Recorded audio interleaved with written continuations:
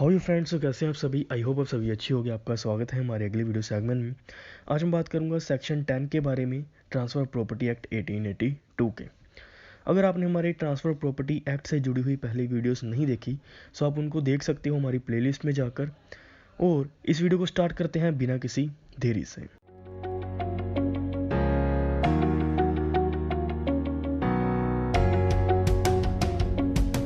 Friends, जो section 10 है वो क्या कहता है, वो कहता है condition restraining alienation. Okay, condition का मतलब क्या होता है, शर्तें लगाना। रिस्ट्रेनिंग का मतलब होता है रोकना, और एलिनेशन का मतलब होता है ट्रांसफ़र करने से। इस टोटल वर्ड का मीनिंग क्या बन गया, ट्रांसफ़र करने से किसी को रोकना। ओके, सेक्शन 10 इसी से बात करता है कि अगर हम कोई ऐसी शर्त लगा देते हैं किसी पे कि वो आगे उस प्रॉपर्टी को जो है ट्रांसफ़र नहीं कर सकता, उस प्रॉपर्टी को डिस्पोज ऑफ नहीं कर सकता, वो कंडीशन क्या होगी, वो कंडीशन होगी वॉइड। वो ऐसा व्यक्ति, जो व्यक्ति प्रॉपर्टी को ट्रांसफ़र कर रहा है, वो जिसको ट्रांसफ़र कर रहा है उसके ऊपर कोई भी ऐसी कंडीशन नहीं लगा सकता कि वो आगे किसी और को ट्रांसफ़र नहीं करेगा। ओके, हमारा जो डिस्पोज ऑफ का राइट है, आगे ट्रांसफ़र करने का राइट है, वो एक ओनरशिप का एक एसेंशियल फीचर होता है। ओनरशिप, जो ओनरशिप होती है जिसके पास उस प्रॉपर्टी की, उसके पास राइट ऑफ डिस्पोज ऑफ है। वो जैसे मर्जी उस प्रॉपर्टी को यूज़ करे, जिसको मर्जी वो आगे ट्रांसफ़र करे, चाहे वो गिफ्ट में दे दे, चाहे वो सेल कर दे, चाहे वो मोर्टगेज कर दे। ये ओनर के पास एक राइट होता है कि वो जो प्रॉपर्टी को जैसे मर्जी जो है यूज़ करे। ओके, आगे मैं एक और एग्जांपल दे देता हूँ friends. For example, A makes a gift of his house to B. A ने क्या किया, ए ने गिफ्ट किया हाउस को, किसको, बी को किया।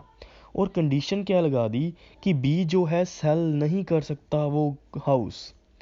This condition being absolute restrain on his right of dispose of is void.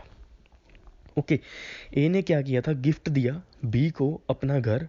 Okay, एक घर जो है ए ने बी को दे दिया, और ए ने बी को कहा मैं तेरे को गिफ्ट दे रहा हूँ लेकिन तू इस घर को किसी और को बेच नहीं सकता। ओके, तू बेच नहीं सकता। और जो ए जो ट्रांसफ़र कर रहा है बी को, उसके कंडीशन लगा रहा है, वो कंडीशन क्या होगी, वो वाइड होगी। अगर ए ने गिफ्ट कर दिया बी को, बी की मर्ज़ी है वो जैसे मर्जी उसको यूज़ करे। वो चाहे अपने पास रखे, चाहे वो घर को किसी और पर्सन को दे दे, चाहे वो घर को जो है बेच दे। ओके, वो जैसे मर्जी उसको डिस्पोज ऑफ कर सकता है, उसके पास फुली राइट है, उसके ऊपर कोई भी कंडीशन बाइंडिंग नहीं होगी।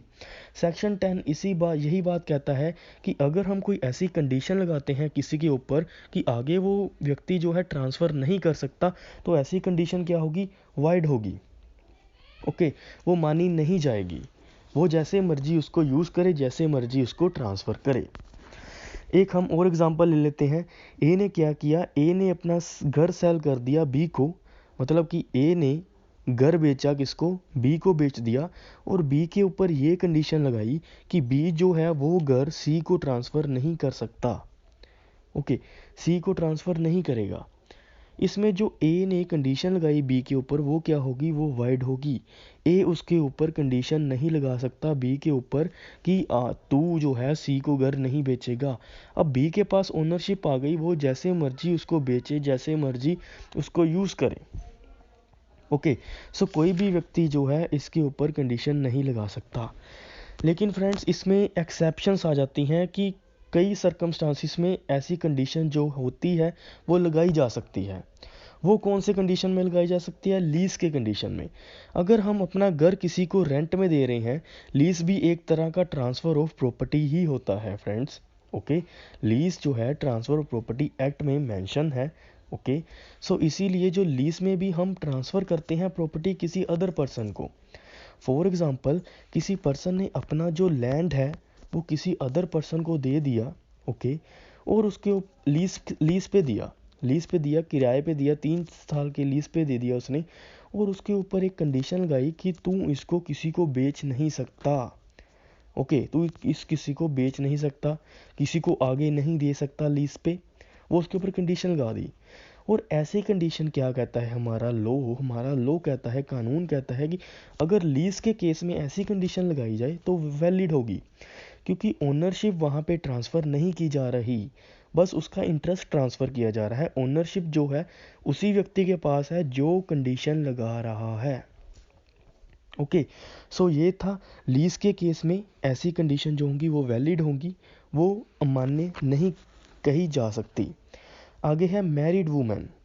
Okay, where a property is transfer to a married women who is not a Hindu, the transfer can validity impose such condition staining alienation.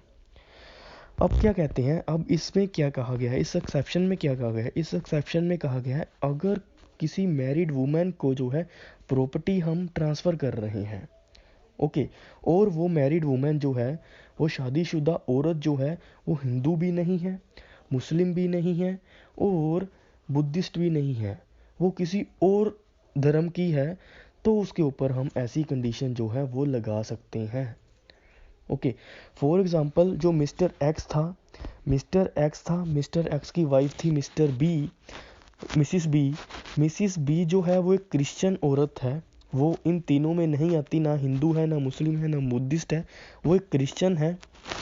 और जब मिस्टर ए जो है अपनी मिसिस को मतलब बी को जो है अपना घर ट्रांसफ़र करेगा और उसके ऊपर ये कंडीशन लगाएगा कि तू आगे इसको किसी को नहीं बेचेगी, तो वो जो कंडीशन होगी वो बिल्कुल सही होगी, क्योंकि ये एक्सेप्शन में बताया गया है, किसके सेक्शन 10 के एक्सेप्शन में बताया गया है, अगर कोई व्यक्ति मैरिड वुमेन को जो है वो घर बेच देता है, ट्रांसफ़र कर देता है, ओके, तो वो वुमेन जो है वो हिंदू नहीं होनी चाहिए, मुस्लिम नहीं होनी चाहिए, बुद्धिस्ट नहीं होनी चाहिए, तब उस पर ऐसी कंडीशन लग सकती है, तब उस पर हम जो है उसको वो कह सकते हैं, ये कह सकते हैं कि तू इसको आगे ट्रांसफ़र नहीं करेगी।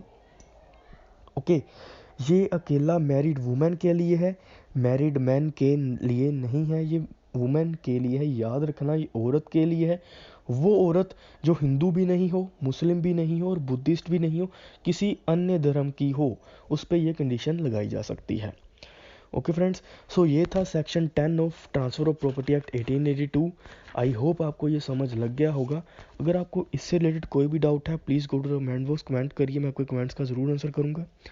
अगर आपको ये वीडियो अच्छी लगी हो, इस वीडियो को लाइक कर दें, इस चैनल को सब्सक्राइब कर दें और प्रेस द बेल आइकन, ताकि आपको सारी नोटिफिकेशन मिल सके हमारे चैनल की। Thank you so much guys for watching, subscribe for more videos.